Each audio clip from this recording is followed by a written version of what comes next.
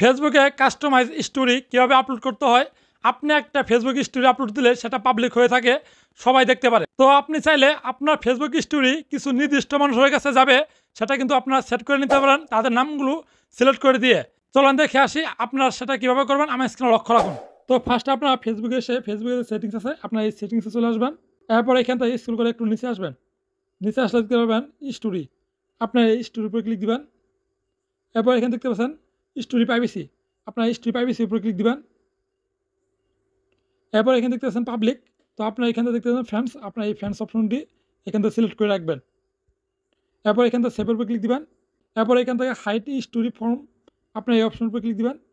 এরপর এখান থেকে দেখতে পাচ্ছেন আপনাকে সিলেক্ট করতে বলতেছে, তো আপনি নির্দিষ্ট মানুষদেরকে এখানে সিলেক্ট করে রাখবেন। আপনি যদি একজনকে দেখাতেছেন আপনার ফেসবুক স্টোরি, তাও আপনি এখান থেকে সিলেক্ট করে রেখে এবার বেগে চলে আসবেন। সিলেক্ট করে দেওয়ার পরে বেগে আসবেন। আপনার শুধু এখানে দেখতে পাচ্ছেন একজনের সিলেক্ট করছেন, একজনের নাম এখানে